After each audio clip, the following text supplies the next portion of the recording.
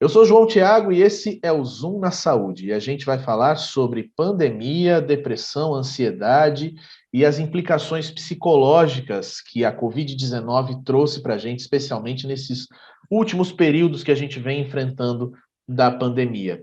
Um estudo recente, publicado na última semana, afirmou que os casos de depressão e ansiedade cresceram cerca de 25% por conta da pandemia nos últimos 2 anos.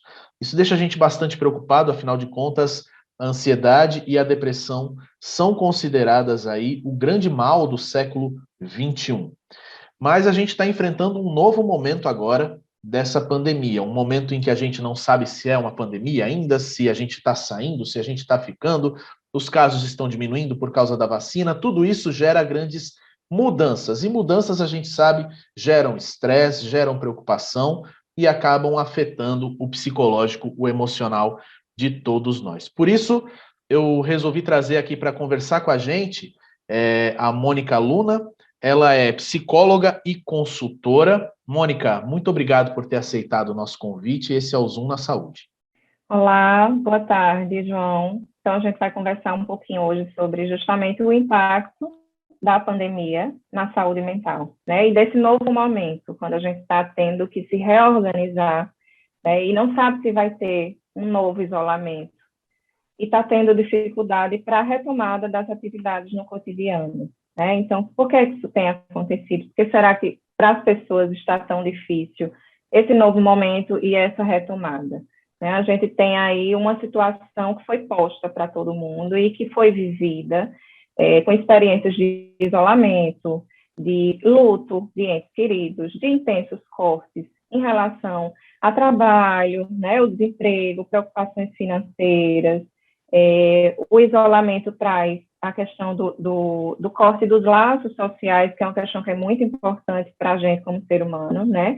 A intensificação do nosso contato através do meio virtual, que por vezes é um pouco vazio, né? A gente sabe que é diferente da gente ter essa relação, essa proximidade com as pessoas e que isso faz falta para a nossa saúde. Então, essas experiências que foram vividas por a gente, que ainda estão sendo vividas, porque ainda não acabaram, elas intensificam situações de sofrimento, de angústia, ansiedade, depressão, a depender de cada pessoa, ou até proporcionam, desencadeiam essas situações de conflito, né, emocional. Mônica, Então, para muitas pessoas tem sido realmente difícil mesmo esse momento. Mônica, esses conflitos, eles surgem nesse novo momento que a gente está passando agora, muito por causa dessa insegurança que a gente tem sobre o que vai acontecer agora, né? A gente tem visto os casos diminuindo, a gente tem visto as mortes caindo, graças a Deus, e, no entanto, a gente continua ainda preso aos problemas decorrentes da pandemia, né? Como é que as pessoas estão encarando isso hoje em dia? Porque essa mudança, ela acaba sendo também um ponto de ruptura, e pontos de ruptura a gente sabe que eles causam esse estresse, esse cansaço emocional também, né? Isso acontece um pouco porque isso exige da gente um esforço para se adaptar a questões que não são programadas, que não são esperadas e que a gente às vezes não sabe lidar mesmo, né? Porque tem muita coisa que não está sendo compreendida por todo mundo de uma forma clara. É o que você fala sobre insegurança, e não só a pandemia, qualquer situação de mudança brusca, né, que cause essa sensação de insegurança e de medo, vai exigir da gente certo equilíbrio para a gente conseguir lidar com o nosso mundo interno, com as questões que acontecem no nosso mundo externo, né, para que a gente consiga aí se manter bem, se manter com saúde. Eu acho que a forma como você conversou no início, que você introduziu, fala muito sobre o que isso traz de atenção para todo mundo em relação à saúde mental, né? A gente precisa priorizar a saúde mental, principalmente agora, né? Eu acho que isso acaba reforçando essa importância que já existia da saúde mental, de a gente ter esse cuidado e essa atenção, quando necessário, procurar um profissional para se fortalecer e refletir sobre justamente como vai lidar com essas mudanças que estão inesperadas e que proporcionam diversas emoções, né? E, por vezes, um agravamento, um sofrimento que exige uma atenção maior. Mônica, quais são os aspectos mais impactantes sobre a vida emocional, sobre a saúde mental das pessoas, desses aspectos ligados à pandemia? João, em quesito dos fatores que influenciam cada pessoa nessa questão do gatilho para um sofrimento, para uma angústia, para uma ansiedade, para uma depressão, vai depender de cada pessoa, do contexto que essa pessoa vive, da sua história, porque, como eu havia falado antes, por vezes, esse momento, ele vai intensificar algo que já havia ali, né? Que às vezes a pessoa nem se dava conta. Às vezes a Não pessoa ela tem uma necessariamente a dificuldade pandemia... social, e aí, com isso, com o agravamento da funciona como um pandemia... gatilho para um agravamento de algo que já existia, como se você já tivesse uma predisposição ali, né? Que isso vai depender de cada caso. Então, o que é mais importante como um fator para o sofrimento ligado ao momento de pandemia, pós-pandemia, do novo, dessa mudança no contexto geral, vai depender de cada um. E aí, o que é importante é as pessoas entenderem que precisa-se de um equilíbrio para conseguir lidar com essa retomada, porque as pessoas criam uma expectativa nessa retomada que às vezes gera frustração, né? E aí as pessoas podem ficar perdidas, e é uma coisa que a gente tem na realidade de consultório, não saber como agir nesse momento, né? Porque a gente ainda tem alguns temores em relação à situação, né?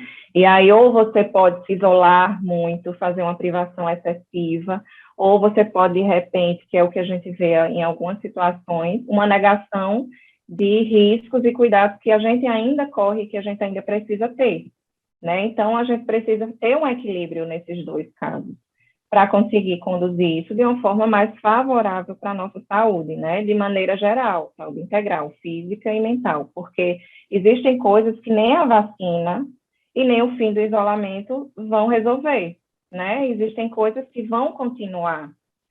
E aí é sobre isso que eu falo, os impactos, né? Do que já tinha e do que surgiu com a pandemia e o que a gente vai ter que conseguir lidar com a ajuda de profissional ou sem. Mônica, a vacina, inclusive, acaba sendo um ponto também aí bastante polêmico para muita gente, né? Porque há muita desinformação por parte de muitas pessoas que acabam jogando contra, né? Sendo os negacionistas e tudo mais, e acabam jogando uma insegurança sobre pessoas que estavam até acreditando no imunizante, mas de repente, por causa da opinião de um tio, da opinião de alguma pessoa que está ali, que influencia ela de alguma forma, acaba ficando insegura, acaba ficando sem saber exatamente para onde ir, o que fazer, né? Existe também essa insegurança com relação às vacinas, né? Esse fator vacinação é um dos fatores que trazem insegurança, porque alguns estudos dizem uma coisa, o outro lado diz outra coisa, e as pessoas precisam tomar uma decisão em relação a isso, o que proporciona insegurança, para alguns ansiedade. Então, esse fator vacina é um dos fatores que pode proporcionar essa angústia, né? Especialmente quando a gente fala de crianças, né? Tem muitos pais e mães aí que estão lidando com essa situação agora. Os meus filhos podem se vacinar, é seguro, não é seguro? Como é que eu vou fazer para essas crianças se vacinarem? Que vacina tomar? E outra, né? O momento de vacinação para uma criança, não só a vacina da Covid, mas qualquer vacina, ele vai ser um momento realmente bastante tenso para aquela criança, para aquele pai, para aquela mãe, né? E o que costuma tranquilizar muita gente, que acontece também num processo terapêutico, é a tomada de consciência sobre coisas. Porque isso é um fator que faz a gente trabalhar de uma forma mais honesta com a gente, de uma forma mais clara, né? E segura. Então, quando a gente tem consciência sobre uma coisa, a gente consegue agir a partir daquilo de uma forma mais estruturante, mais saudável. Então, nesse caso em específico, como a gente tem estudos que dizem coisas divergentes, e isso acaba proporcionando para a gente muita insegurança, né? É comum que seja um dos fatores que a gente vai ter que enfrentar aí nesse processo. A pandemia, ela acabou desencadeando alguns processos, né? Que, como você mesma estava dizendo, eram coisas que poderiam existir antes e que foram potencializadas, ou eram sementes que já estavam ali que acabaram brotando durante esse período de pandemia. Nesse caso, a gente analisa que realmente a gente teve esse aumento de 25% dos casos de ansiedade e depressão, mas a gente pode dizer que existe uma subnotificação desses casos, que as pessoas não procuram um médico, não procuram um psicólogo, com a força, com a necessidade realmente que deveriam procurar, porque acham que ansiedade, depressão, isso não é depressão, isso é tristeza, isso não é ansiedade, só estou um pouco acelerado. Pode haver uma subnotificação por causa dessa falta de conhecimento mesmo sobre essas doenças? Sim, pode. Não quer dizer que seja só isso, né? Na maioria das vezes, isso faz parte de um contexto. É uma questão muito complexa, né, para a gente pontuar, mas pode sim, pode ser um dos fatores que traz para a gente aí esse reforço de algo que já tinha. A gente já sabe que saúde mental é importante, né, e que a gente precisa ter esse olhar. O que acontece é que agora a gente teve algo que acabou agravando, os números estão aumentando, as pessoas estão olhando mais para isso, por conta desse contexto, né, o que acaba trazendo mais consciência sobre a importância de ter os cuidados com a saúde mental. Para a gente encerrar, a gente está nesse momento de mudança novamente. A gente teve vários momentos de mudança durante essa pandemia. Um momento mais em que a pandemia estava mais fechada, um momento em que ela estava mais aberta. A gente passou por um carnaval agora que a gente viu que, não vamos ter carnaval, mas a gente viu que teve carnaval, tinha festas aí com 20, 30 mil pessoas em espaço fechado e tudo mais. O comportamento das pessoas está começando a mudar, as pessoas estão começando a entender a vida como um pós-pandemia já. Há necessidade de a gente ter cuidado também com esse momento, né? Porque não é só porque a mudança é para uma coisa boa que vai ser sempre, a reação das pessoas vai ser sempre positiva, né? Muitas vezes essa busca por liberdade acaba levando a comportamentos que são perigosos e que acabam trazendo de volta a pandemia. Queria que você falasse um pouquinho sobre essa questão de equilíbrio, né? Porque é necessário, nesse momento de mudança, a gente pensar, focar também nesse equilíbrio. O que acontece é que a gente teve muito tempo de isolamento. Várias questões foram impactadas em relação a isso.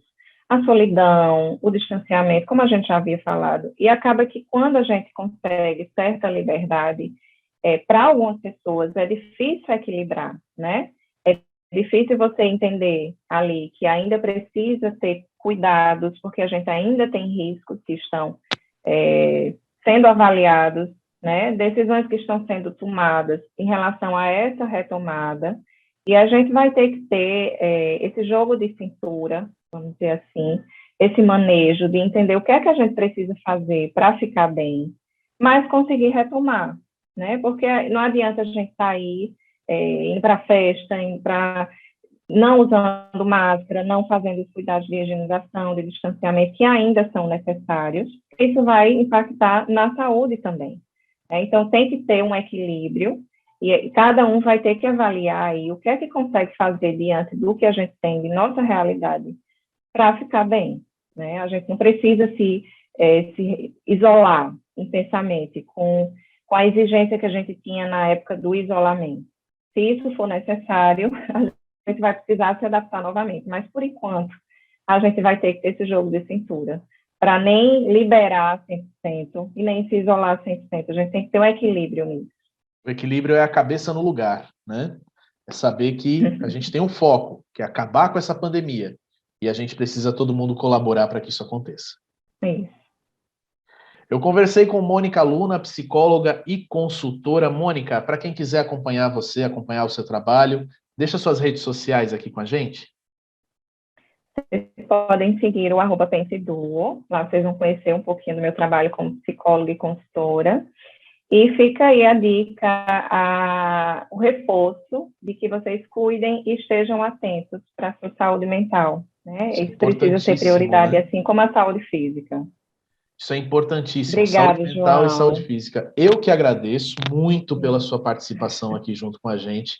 Esse foi o Zoom na Saúde. Você pode acompanhar as nossas redes sociais também. no site drplay.com.br, no Instagram, @drplay.tv e no YouTube, Dr. Play. A gente está por aqui sempre trazendo informação para você. Um abraço!